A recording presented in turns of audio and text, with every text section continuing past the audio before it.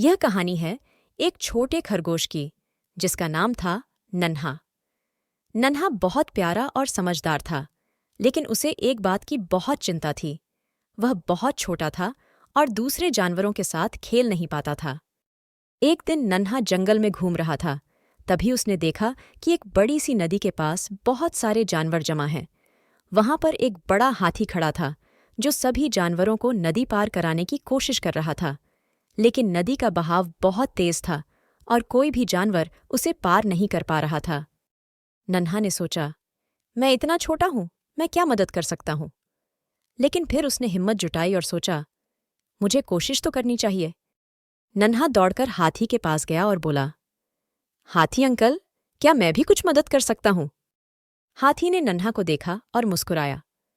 वह जानता था कि नन्हा छोटा है, लेकिन उसकी मदद करने की भावना बड़ी थी। हाथी ने नन्हा से कहा, तुम नदी के उस किनारे पर जाओ और एक मजबूत लता लेकर आओ, जिससे हम पुल बना सकें। नन्हा दौड़ता हुआ उस किनारे पर गया और एक मजबूत लता लेकर आया। हाथी ने वह लता पकड़ी और दूसरे किनारे तक खींच दी। अब सभी जानवर उस लता के सहारे नदी पार कर सकते थे। सभी जानवर नन्हा की तारीफ करने लगे। उन्होंने कहा, तुम्हारा आकार छोटा हो सकता है, लेकिन तुम्हारा दिल बहुत बड़ा है। तुमने अपनी समझदारी से हम सबकी मदद की।